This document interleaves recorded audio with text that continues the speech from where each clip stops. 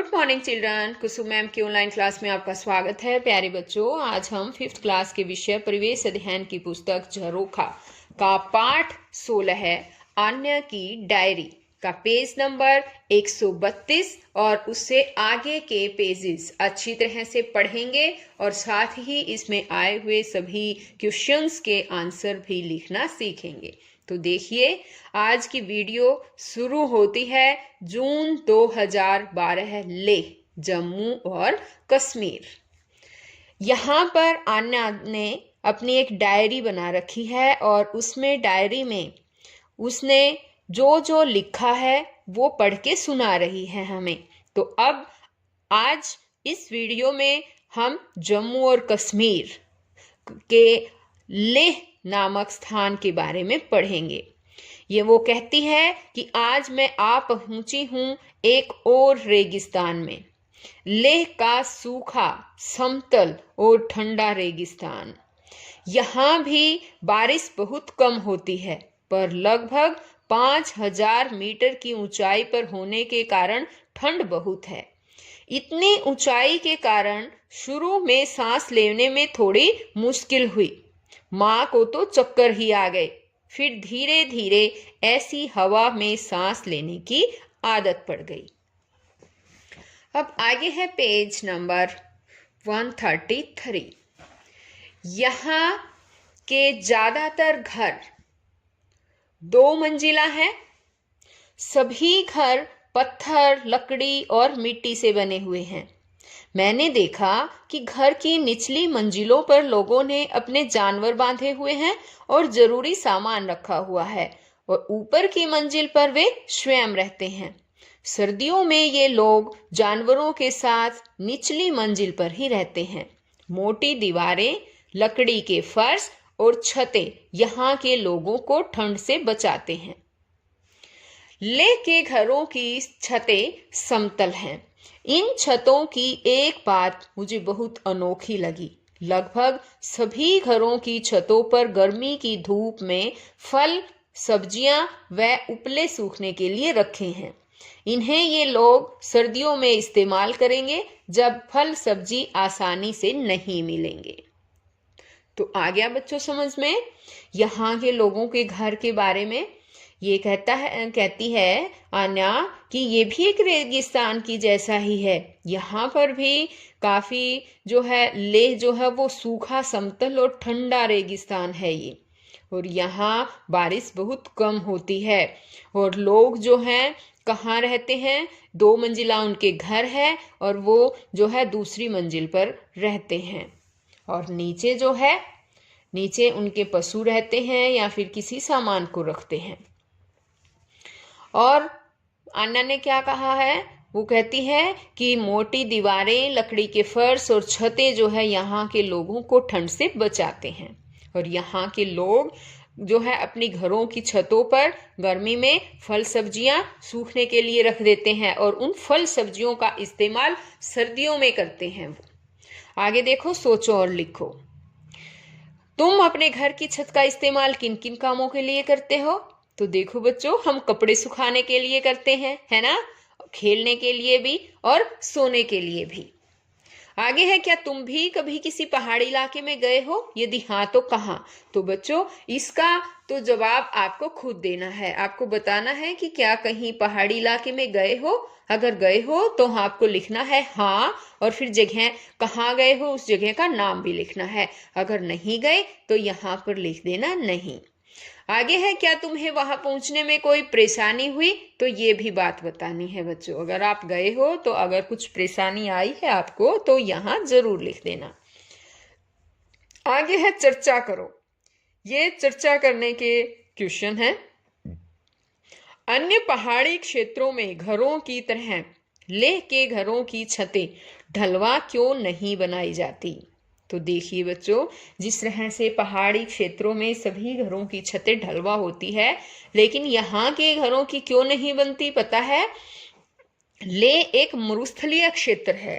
यहाँ वर्षा बहुत कम होती है। यहाँ सारा साल बर्फ पड़ती है। यहाँ गर्मी के मौसम में छतों के ऊपर सब्जियां उगाई जाती हैं, इसलिए छतें समतल होती है। आ गया ना समझ में? समतल यानी कि प्लेन। अब आगे है सर्दियों में लेह में फल और सब्जियां आसानी से क्यों नहीं मिलती? तो बच्चों इसका आंसर है कि सर्दियों में लेह में इतनी बर्फ पड़ती है कि वहां ना तो सब्जियां और फल उग सकते हैं और बर्फ पड़ने से सारे रास्ते भी बंद हो जाते हैं और ये चीजें वहां पहुंचाई भी नहीं जा सकती। आ गया समझ में? अब है दिसंबर 2013, पोर्ट ब्लेयर, अंडमान। अंडमान की बात है यहाँ पर। अब पोर्ट ब्लेयर देखिए, अंडमान निकोबार यानी काला पानी। नाम सुनकर एक बार तो डर लगा कि जाने कौन से जंगलों में जा रहे हैं हम। पर आज सुबह जब पोर्ट ब्लेयर पहुंचे तो जहां तक आंखें देख पा रही थी दूर तक फैला खूबसूरत समुंदर था और पीछे की ओर हरियाली ही हरियाली थी। यह देखकर मन प्रसन्न हो गया। अब आगे देखो, यह भी जानो जमीन का वह हिस्सा। इसके बारे में जानो कि पोर्ट ब्लेयर क्या है। जमीन का वह हिस्सा जो चारों ओर से समुंदर से घिरा हो द्वीप कहलाता है। तो बच्चों यहाँ पर ध्यान दो, यहाँ पर भी एक क्वेश्चन बनता है कि द्वीप किसे कहते हैं।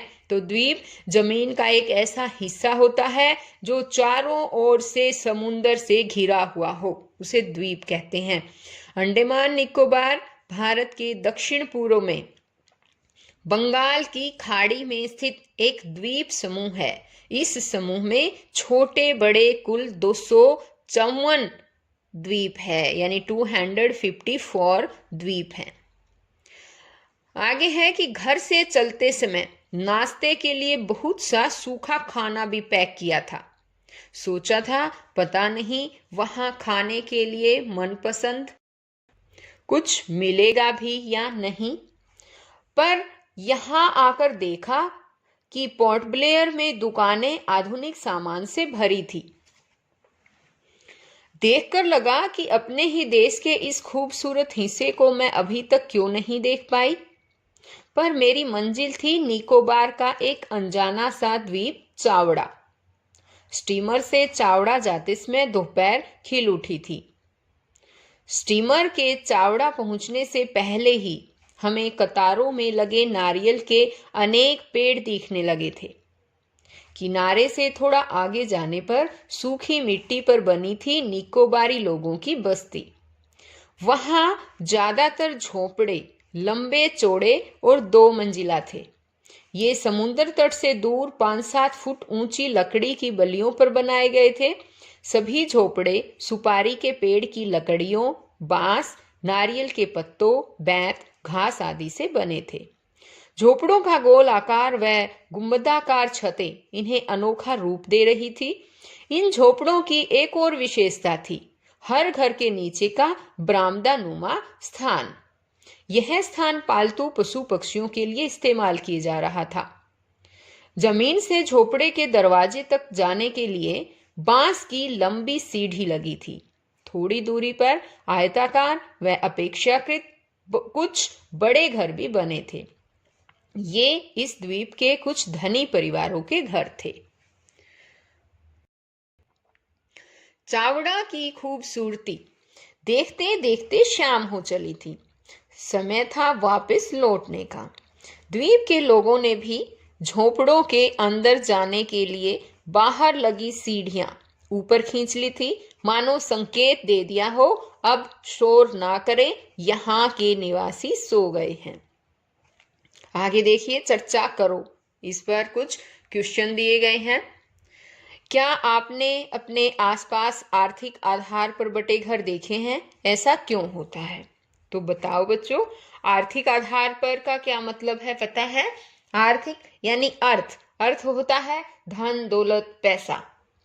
तो इस आधार पर यानी कि अमीरी गरीबी वाला बटे हुए देखे हैं? तो बच्चों हाँ देखे हैं। अमीर लोग बड़ी बड़ी कोठियों में रहते हैं, जबकि मध्यम वर्गीय लोग साधारण घरों में रहते हैं और गरीब लोग झोपड़ियों में रहते हैं। अब आगे है कि घरों के आकार, डिजाइन, निर्माण सामग्री के आधार पर किसी परिवार की आर्थिक स्थिति का अंदाजा लगाया जा सकता है। तो बताओ बच्चों, लगाया जा सकता है क्या? घरों के आकार, डिजाइन और निर्माण सामग्री के आधार पर परिवार की आर्थिक स्थिति का अंदाजा लगाया जा सकता है बच्चों, है ना? हाँ, अमीर लोगों के घर जो है बड़े बड़े होते हैं, बड़े बड़े भवनों में रहते हैं वो, उनके पास सुंदर फर्नीचर भी होता है, जबकि गरीब लोग साधारण और सुविधा विहीन छोटे छोटे घरों में रहते हैं। आगे है सोचो और लिखो। तुम्हारे घर को बनाने में लकड़ी का इस्तेमाल कहाँ कहाँ हुआ है? तो देखो बच्चों, दरवाजों, खिड़कियों, चौखटों, अलमारियों और रोशनदानों में, है ना, लकड़ी का इस्तेमाल किया जाता है। अब आगे, क्या तुम्हारे घर में पशु है? यदि हाँ, तो तुम उन्हें कहाँ रखते हो? तो बच्चों, अगर आपके घर में पशु है तो लिख सकते हैं आप हाँ। और कहाँ रखते हैं उन्हें? जैसे पशुओं के लिए तो अलग से बाड़ा बना रखा होता है ना, तो लिख सकते हैं हम पशुओं को बाड़े में रखते हैं। और नहीं है तो यहाँ पर आप लिख देना नहीं। आगे तुमने पढ़ा कि निकोबार के लोग सांकेतिक रूप से रात को सीढ़ियां ऊपर खींच लेते हैं। तुम ऐसा संकेत कैसे देते हो? हमने यहाँ पढ़ा था ना कि जब वो सोने वाले होते हैं तो अपनी सीढ़ियां ऊपर की ओर खींच लेते हैं और संकेत हो जाता है कि अब कोई भी शोर ना करे, यहाँ के निवासी सोने वाले हैं। तो बच्चों, हम क्या करते हैं पता है? हम अपनी लाइट ऑफ कर देते हैं, है ना? लाइट ऑफ कर देते हैं, इसका मतलब होता है कि अब हम सोने वाले हैं। आगे देखिए, अब है कि अलग अलग स्थानों पर बने ये कई तरह के घर हमें बहुत सी बातें बताते हैं। सबसे जरूरी बात, घर या बसेरा लोगों की जरूरत और मौसम के अनुसार ही बनाया जाता है। मकान बनाने में लोग उन्हीं चीजों का प्रयोग करते हैं जो उन्हें आसानी से आसपास ही मिल जाती हैं। मकान का छोटा या बड़ा होना हमारी आर्थिक स्थिति और इच्छा पर निर्भर करता है, पर यदि किसी के पास जमा पूंजी हो ही नहीं तो मकान बनाना संभव नहीं हो पाता। शायद इसलिए कुछ लोग फुटपाथ या सड़कों पर भी रहते हैं। तो यहाँ देखिए, पता करो और लिखो। सड़क के किनारे रहने वाले लोगों के बारे में पता करो। तो बच्चों, यहाँ पर देखिए क्वेश्चन दिया गया है कि क्या उनके रहने के स्थान के आसपास शौचालय है? नहीं होता, है ना? क्या उनके पास मनोरंजन के साधन है? नहीं। वे खाना कहाँ बनाते हैं? तो बच्चों, वो सड़क के किनारे रहते हैं तो वहीं पर सड़क के किनारे पर ही ईंटों से चूल्हा बनाकर उसमें खाना बना लेते हैं। आगे है, तुम्हारे अनुसार उनका जीवन सुरक्षित है या असुरक्षित? तो बच्चों, उनका जीवन तो असुरक्षित है ना? क्यों? बताइए क्यों है उनका जीवन असुरक्षित? क्योंकि बदलता हुआ मौसम, जैसे कि बारिश आ जाए, आंधी तूफान आ जाए, है ना, तो घर से बाहर अगर वो इस तरह से रहते हैं तो इनका जीवन तो दुखी है ना? और कोई जंगली जानवर आ जाए जैसे, तो वो भी उनके लिए एक बड़ा खतरा है। तो उनका जीवन जो है वो असुरक्षित है। आगे है, सरकार द्वारा बेघर लोगों के लिए रैन बसेरों की व्यवस्था की जाती है जिनमें सारी जरूरी सुविधाएं दी जाती है। पता लगाओ, तुम्हारे आसपास रैन बसेरा कहाँ है? तो बच्चों, शहरों में लगभग हर शहर में सरकार के द्वारा बेघर लोगों के लिए रैन बसेरा बनाया गया है।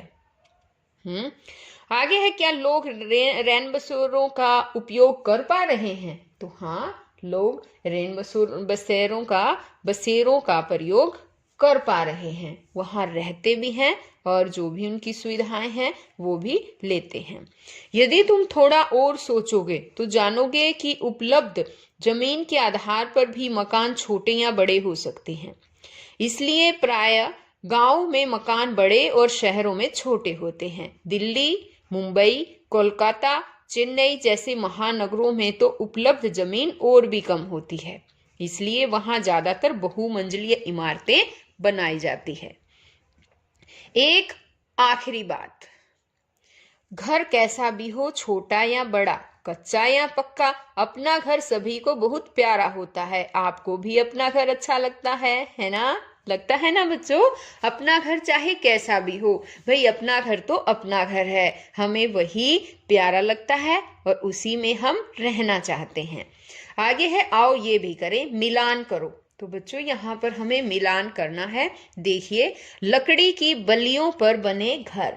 लकड़ी की बल्लियों पर बने घर कहाँ पर बनाए जाते हैं बताओ? ये वाले अधिक वर्षा वाले क्षेत्रों में बनाए जाते हैं। तो हम ये मिलान कर देंगे। अब आगे है, मिट्टी की मोटी दीवारें। मिट्टी की मोटी दीवारें किस लिए बनाई जाती हैं बच्चों? बताओ? गर्मी से बचाव के लिए बनाई जाती है ये, ठीक है? गर्मी से बचाव के लिए। आगे है, लकड़ी से बना फर्श। लकड़ी से बना फर्श किस लिए बनाते हैं? सर्दी से बचाव के लिए। भूमिगत टांका, ये किस लिए बनाया जाता है बताओ? भूमिगत टांका वर्षा का पानी सहेजने के लिए। तो ये मिलान हो जाएगा। और आमने सामने स्थित दरवाजे हवा के आवागमन के लिए। तो ये इस तरह से हम मिलान कर देंगे। अब आगे देखो, आगे है भारत का राजनीतिक मानचित्र। राजनीतिक मानचित्र अपनी कॉपी में चिपकाओ और जिन स्थानों के घरों के बारे में तुमने पाठ में पढ़ा है उन्हें इस मानचित्र में दर्शाओ। तो ये बच्चों आपको खुद करना है मानचित्र में। इस तरह से जो भी जगह पढ़ी ना हमने 4-5, वो सभी जो है उन घरों के बारे में तुमने पढ़ा है, उस मानचित्र में वो जगह दर्शानी है। आगे है वर्षा मापक यंत्र। जैसे कि तो देखिए बच्चों, वो करवाने से पहले मैं आपको इसके बारे में समझा देती हूँ, मानचित्र के बारे में। ये देखिए, लेह के बारे में पढ़ा था ना, जम्मू कश्मीर में है लेह। तो देखिए यहाँ पर है लेह जम्मू कश्मीर में। और राजस्थान के बारे में भी पढ़ा हमने, यहाँ है राजस्थान। और हमने पढ़ा था मेघालय मौसिनराम के बारे में पढ़ा था। तो यहाँ पर ये देखिए, यहाँ पर जो है ये बांग्लादेश से ऊपर ये मेघालय है, यहाँ पर मौसिनराम है। आ गया समझ में? अब अंडमान निकोबार द्वीप समूह के बारे में पढ़ा हमने, तो वो यहाँ पर है। ये देखिए, ये है अंडमान निकोबार द्वीप समूह। आ गया समझ में? जो स्थान हमने इस पाठ में पढ़े थे वो इस तरह से हमें अपने मानचित्र में दर्शाने हैं। अब देखिए आगे, अब वर्षा मापक यंत्र के बारे में पढ़ते हैं। मौसिनराम में एक साल में लगभग 11,873 मिलीमीटर वर्षा होती है। क्या तुमने कभी सोचा है कि वर्षा को कैसे मापा जाता है? वर्षा को वर्षा मापक यंत्र द्वारा मापा जाता है। आपको पता है बच्चों? और आज देखो इस वीडियो में ये भी बताया गया है, ये भी बताऊंगी मैं कि वर्षा मापक यंत्र हम घर पर भी आसानी से बना सकते हैं। तो इसके लिए हमें क्या क्या चाहिए देखो, एक तो प्लास्टिक की ऐसी बोतल चाहिए 2 लीटर वाली, और कैंची चाहिए इसको काटने के लिए, कुछ छोटे छोटे कंकड़ चाहिए, एक टेप, एक मार्कर निशान लगाने के लिए, और एक चाहिए हमें स्केल। तो ये देखिए बच्चों, आप अकेले ये काम मत करना, किसी बड़े की सहायता से ही बोतल को आपको काटना है, ठीक है? तो इस तरह से देखो, इस तरह से हमें बोतल को काट लेना है। ये देखो काट लिया ना, और जो ऊपर का हिस्सा था इस तरह से बोतल के अंदर रख देना है। ये देखो जैसे ये रख रखा है, और इसके अंदर कुछ छोटे छोटे कंकड़ डाल देने हैं ताकि बोतल जो है वो हिले ना। अब क्या करना है, बोतल के नीचे वाले हिस्से पर टेप की सहायता से देखो स्केल चिपकाना है। ये वाला स्केल था ना, ये देखो साइड में बोतल पर ऐसे यहाँ साइड में स्केल चिपका देना है। ये देखो जैसे चिपका रखा, और फिर मार्कर से सेंटीमीटर, मीटर, मिलीमीटर के निशान लगा देने हैं, और शून्य के निशान तक पानी डालना है। जहां पर शून्य आया है ना, यहाँ स्केल जहां लगाया था शून्य है, वहीं तक पानी डाल देना है। और जब भी वर्षा शुरू होती है तो हमें इसे कहीं खुले स्थान पर रख देना है, ताकि यहाँ घर की छत पर, स्कूल के मैदान में, इस तरह से, ताकि वर्षा का पानी सीधा इसमें गिरे। और 24 घंटे के बाद स्केल को पढ़कर हम पता लगा सकते हैं कि कितना पानी इसमें इकट्ठा हुआ है। उससे हमें पता चल जाएगा कि कितने मिलीमीटर हुआ है या कितने सेंटीमीटर तक पानी है। इस तरह से एक दिन में हुई वर्षा का अनुमान हम आसानी से लगा सकते हैं। तो बच्चों, आज इस वीडियो में यहीं तक। नेक्स्ट वीडियो में मैं आपको नया पाठ समझाऊंगी। तो बच्चों, अगर आपने मेरे चैनल ऑनलाइन स्टडी हब को अभी तक सब्सक्राइब नहीं किया है तो प्लीज़ सब्सक्राइब करें और साथ में दिए गए बेल आइकन को भी ज़रूर प्रेस करें ताकि मेरी आने वाली हर वीडियो आप तक आसानी से और सबसे पहले पहुंच सके। तो बच्चों, फिर मिलते हैं नेक्स्ट वीडियो में। तब तक के लिए बाय।